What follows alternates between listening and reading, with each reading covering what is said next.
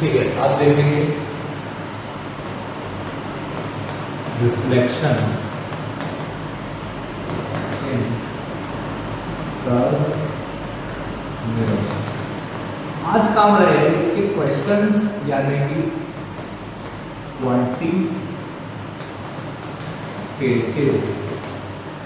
Analysis. तो इसमें quantitative analysis में हमको सबसे पहले कुछ टर्मिनोलॉजी समझनी पड़ेगी। जैसे ये आपका क्या बन गया, मिरर बन गया। मिरर में आपके पास टर्मिनोलॉजी क्या कहती है, जहां सर्कल कंप्लीट हुआ वो उसका क्या, सर्कल ऑफ कर्वेचर। इस सर्कल के सेंटर को क्या बोलते हो, सेंटर ऑफ कर्वेचर। और सेंटर से मिरर तक की दूरी को आप क्या बोलते हो, रेडियस ऑफ कर्वेचर। ठीक है, और यहाँ एक बीच में पॉइंट होता है कौन सा, फोकस, जहां पे पैरेलल बीम आपके रिफ्लेक्ट होकर मीट कर रहे हैं। तो सबसे पहला जो रिलेशन रहेगा वो किसके बीच में रहेगा, फोकस और रेडियस ऑफ कर्वेचर। तो सबसे पहला रिलेशन है वो मिलेगा आपको 2 times focus equal to radius of curvature. क्या मिलेगा, 2 times focus equal to radius of curvature. ठीक है, इसके बाद जो अगला रिलेशन होगा वो हमारा किसके लिए होगा, यू वी और एफ में क्या रिलेशन। यू का मतलब position of object, u v का मतलब पोजीशन ऑफ इमेज, और एफ का मतलब दो नाम रहेगा, फोकल लेंथ या फिर पोजीशन ऑफ फोकस। ठीक है, तो इन तीनों में जो रिलेशन आता है उसे आप क्या बोलते हो, मिरर फॉर्मूला। और मिरर फॉर्मूला हमारे पास क्या होता है, 1/v + 1/u = 1/f। इसके बाद एक जो और कॉन्स्टेंटली एक चीज की जरूरत पड़ती है, इसे बोलते हो मैग्नीफिकेशन। क्या बोलते हो, मैग्नीफिकेशन। मैग्नीफिकेशन किसके बराबर होता है, -v/u। और v और u का वैल्यू आपको पता है। तो सबसे पहले जो हम लोग को थ्योरी की जरूरत है वो ये रहेगी, reflection in a curve mirror क्या होगा, क्वांटिटेटिव एनालिसिस मतलब वैल्यू निकालने की बात कर रहे हैं। सबसे पहली चीज, फोकस के दो गुना डिस्टेंस में कौन होता है, सेंटर। फोकस के डिस्टेंस को अगर डबल कर दिया जाएगा तो कहां पहुंच जाओगे, सेंटर। उसके बाद u क्या था, पोजीशन ऑफ ऑब्जेक्ट, v क्या था, पोजीशन ऑफ इमेज, और f क्या था, फोकल लेंथ या फिर पोजीशन ऑफ फोकस। इन तीनों में जो रिलेशन है वो क्या है, मिरर फॉर्मूला। जो 1/v + 1/u = 1/f। और मैग्नीफिकेशन के लिए हम लोग यूज करते हैं -v/u, मतलब minus position of object upon position of image. यहाँ एक फॉर्मूला और ऐड होगा, hi/h। ये hi क्या होता है, हाइट ऑफ इमेज,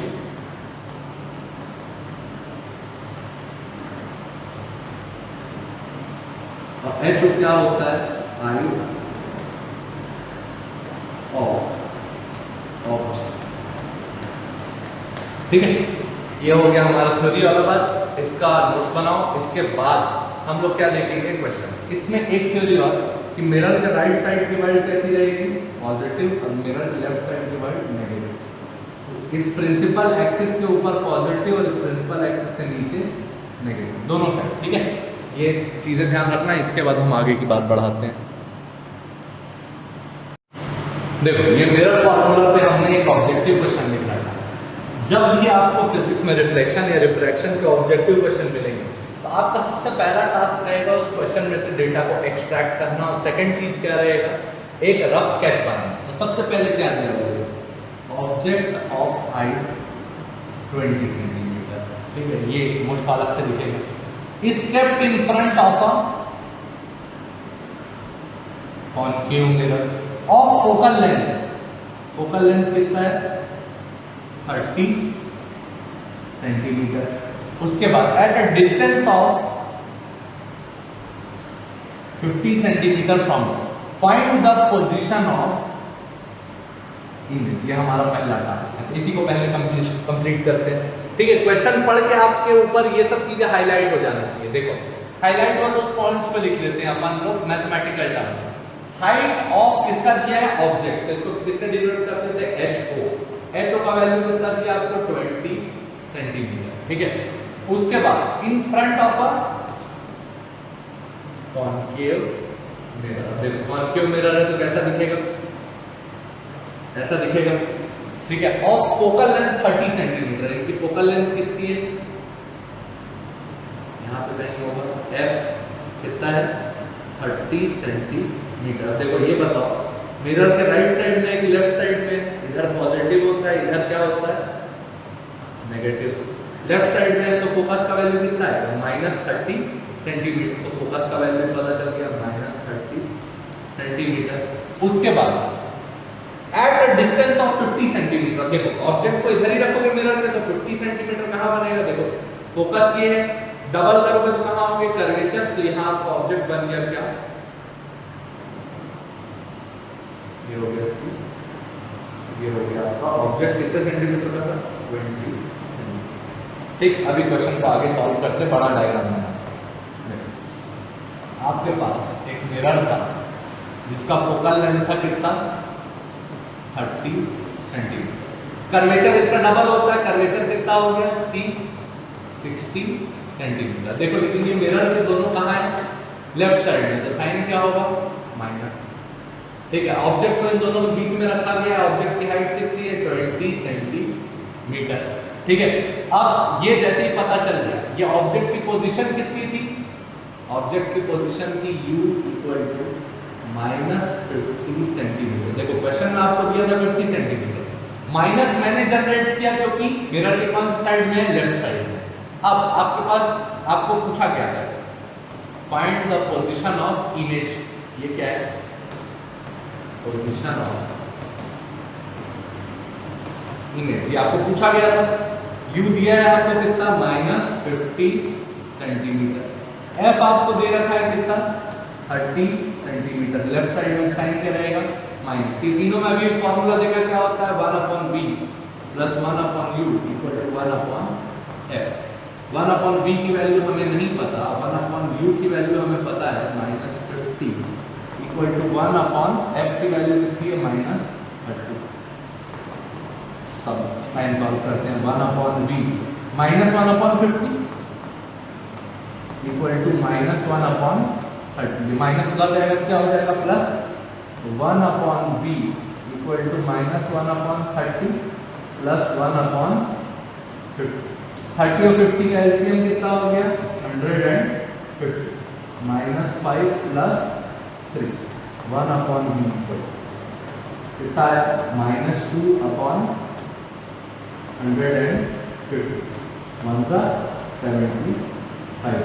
साइन क्या है, माइनस, ऊपर सॉल्व करके लिख लेते हैं, 1/v की वैल्यू है -1/75, v का वैल्यू कितना हो गया, -75 सेंटीमीटर, ये v की वैल्यू आ गई। पोजीशन ऑफ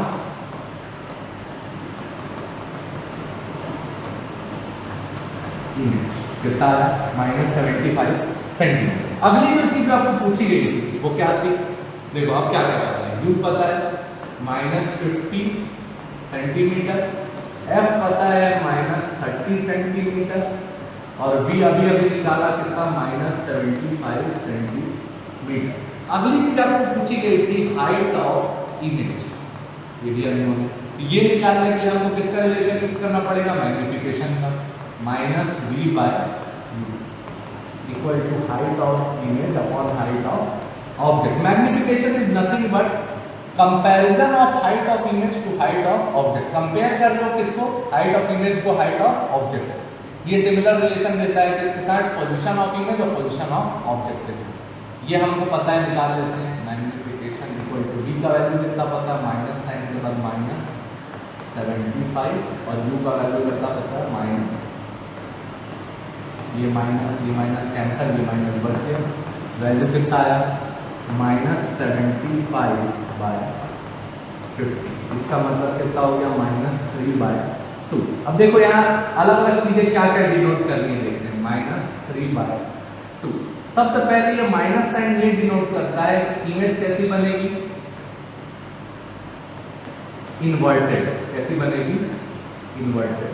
उसके बाद देखो m का वैल्यू कितना है 3/2, तो ये याद रखना m का वैल्यू अगर ग्रेटर देन 1 है तो मतलब इमेज जो रहेगा वो ग्रेटर देन रहेगा क्या, ऑब्जेक्ट।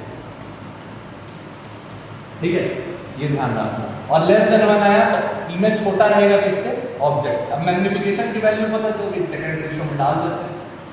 m बराबर क्या है, height of image upon height of object. Height of image हमारे पास कितनी है नहीं पता, हाइट ऑफ ऑब्जेक्ट हमें पता था 20 सेंटीमीटर। 20 इक्वल टू क्या है -3/1 ये 10। यहाँ से हाइट ऑफ इमेज की वैल्यू कितनी आ गई -30 सेंटीमीटर। ये आपके पास सेकंड। तो ये तरीका रहेगा किसको यूज करने का, मिरर फॉर्मूला को, मैग्निफिकेशन को।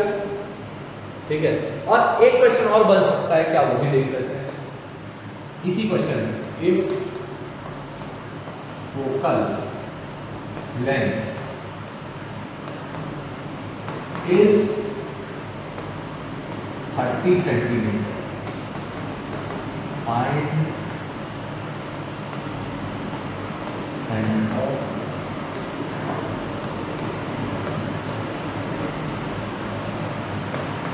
की पोजीशन बताना है, किसकी सेंटर ऑफ कर्वेचर की। तो याद रखिएगा क्या, 2 टाइम्स f इक्वल टू क्या होता है r।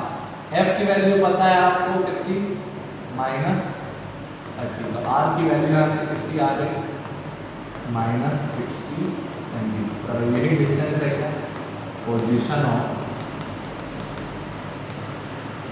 Centre of curvature. ठीक है, ये रही बात क्वेश्चंस की। और ये क्वेश्चंस को आप बुक में है, इस टाइप के और क्वेश्चंस को अटेम्प्ट कीजिए, ना बने तो पूछो। ठीक है, थैंक यू।